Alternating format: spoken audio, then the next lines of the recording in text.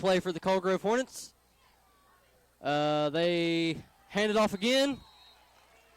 Once again to Austin Stapleton. We're going to be seeing, that was Storms. We're going to be seeing 1,000 plays like that tonight. 3rd and 8, another 1-yard gain with the ball on the 42nd yard line.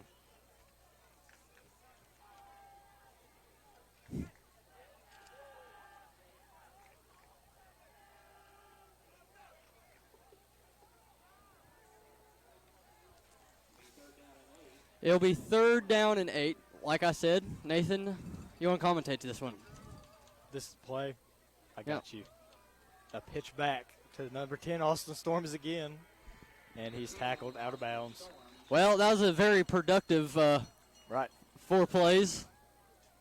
Didn't do much. I guess just established the run game. So it will be 4th down for the Coal Grove Hornets. It looks like they're bringing in their special team unit. 4th down and 1, so that actually was a pretty good gain. They might go for it. They might not. It looks like Austin Storms is back to punt for the Coal Grove Hornets. Coal Grove is projected to finish 5th in the region and make the playoffs like they did last year. And the kick is away to Portsmouth West. He gets a wide open hole. That is number 27, Brandon Anderson for Portsmouth West. That was almost open hole and almost all the way to the end zone. Now, I'm just going to go out on a limb here, maybe take a guess. I want to guess that Portsmouth West is a passing team. What do you think? I agree with that. I feel like you have to see the Coal Grove Hornets, see that they're a running team, and just do the opposite so you get them off guard. I don't know, though. Their line looks pretty big. They do look huge. They do look huge.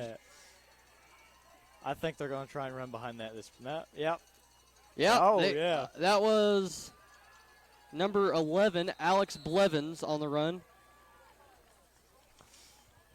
We do have the rosters for both teams, so I will be able to tell you who did the run, where they did the run, how they did the run. And how far they did the run. Exactly. And that was a 1-yard gain by Portsmouth. 2nd down and 9 with the ball on the 41-yard line. Once again, we are seeing the Portsmouth West Senators versus your Coal Grove Hornets. Score 0-0 as we basically just now started the game. Number 9, Luke Bradford, pitches it to number 13, William Journey, who jukes to the left.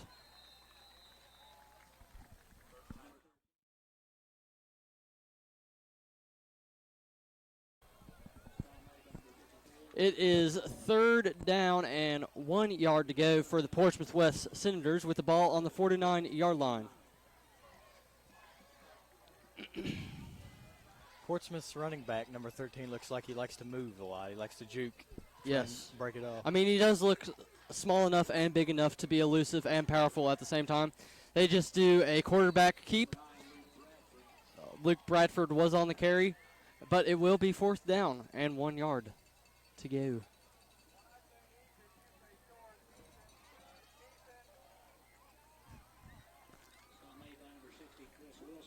The stop was made by number 60, Chris Wilson, for the Coal Grove Hornets.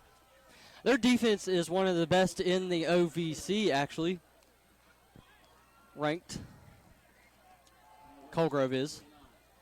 What do you do you think Coal Grove will rely more on their defense or their offense this year?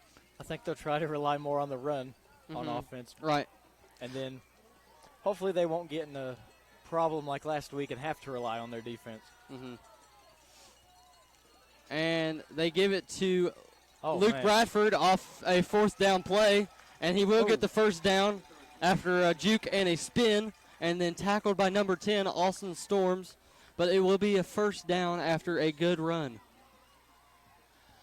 It is 8 minutes and 21 seconds here in the first, so you're basically just now joining us. The stop on that last play was actually made by Logan Sizemore for your Coal Grove Hornets.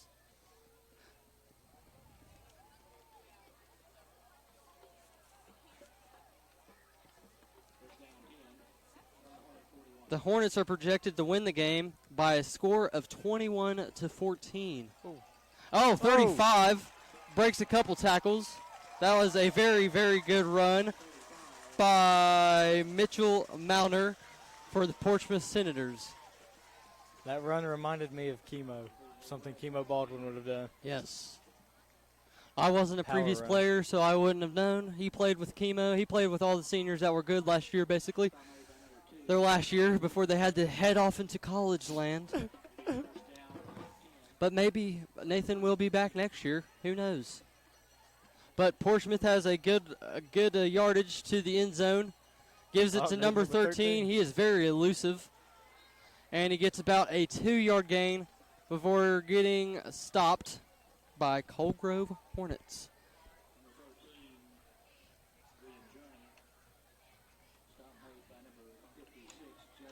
It was Justin Castle on the stop, number 56 for the Coalgrove Hornets.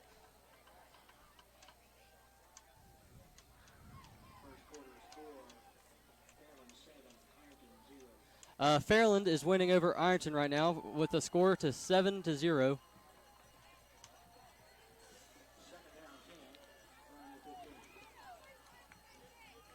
And they faked it to number 13, gave it to number 35, and that will be close to a touchdown, but he got pushed out of bounds before he could get the touchdown. This has been a very good run game, which you called. They are first and goal for the Senators. I figured having that big of a line to run behind, they would try it. I mean, seriously, let's look at these heights by these O-linemen. They are all 6 foot. One guy is even 6'4", number 60. Oh, that is pretty dang tall. It doesn't look like he's on the line, though. He is a freshman, so that might be why. And number 13 looked like he dived. And that will be a touchdown by the Senators. 6-0 before the PAT. That was very, very good runs by the Portsmouth Senators. Yeah, very. What can Coalgrove do to rebuttal? Probably run. Probably run. Will try their run. They're lining up for the extra point. Let's see if it will be good and make it 7-0 for the Senators.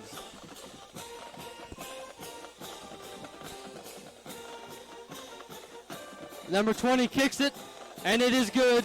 So it'll make it 7-0 Senators versus your Coalgrove Hornets with 6 minutes and 57 seconds left in the first quarter.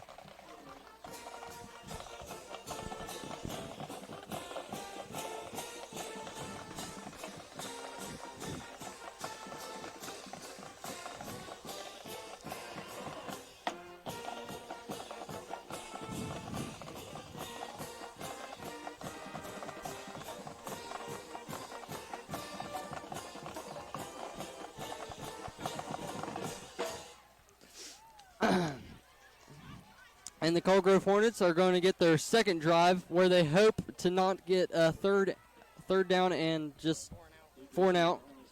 3 and out. I don't know English sometimes, so it kind of hurts my brain to talk.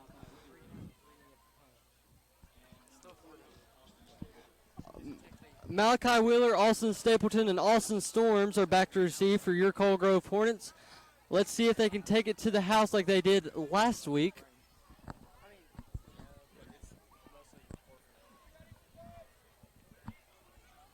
Do you think we could have a touchdown return like we did last week, Nathan? Yes, I do. I think Austin Storms is very elusive too. If he could get a wide open hole, he'd be in the end zone. Number 28, Caleb Hazelbacker, will be kicking away for the Portsmouth Senators.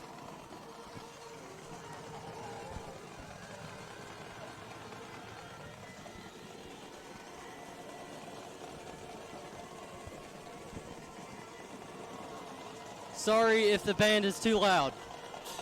Portsmouth does an onside kick to Malachi Wheeler. He bobbles it and then lands on it for the Coalgrove Hornets.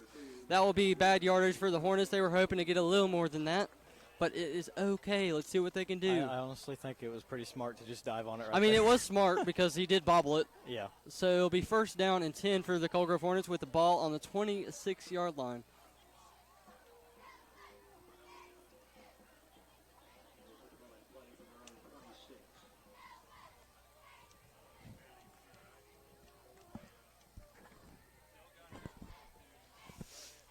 This is the second drive for the Colgrove Hornets. Let's see if they can do better than what they did the first time.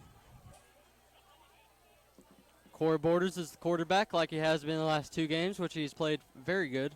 They give it to Austin Storms, number 10, and he gets about a 3, 4, maybe even 5-yard gain on the play. Colgrove this year is going to be very, very, very run-oriented. That will be a 7-yard gain. I was kind of off. It will be 2nd down and 3 with the ball on the 33-yard line for the Colgrove Hornets. What if you're a defense and you know Colgrove is going for the runs? What do you do to combat that? Like this. Oh, yeah. And Austin Stapleton, he's at the 30. He's at the 20. There he goes. He's gone. At the 10, and that is a touchdown for your Colgrove Hornets. What am I saying? What do you do? If you're a defense and they're breaking off long runs like that, it starts at the defensive line. You have to plug up those holes. You really can't stop Austin. You can't catch him. You can't stop Austin Stapleton or Austin Storms. So you have to stop them at the line. Austin Stapleton is too strong and Austin Storms is too fast. You just really can't combat that unless you got some lanky gazelle out there. And it'll be 6-7 for your Colgrove Hornets before the PAT.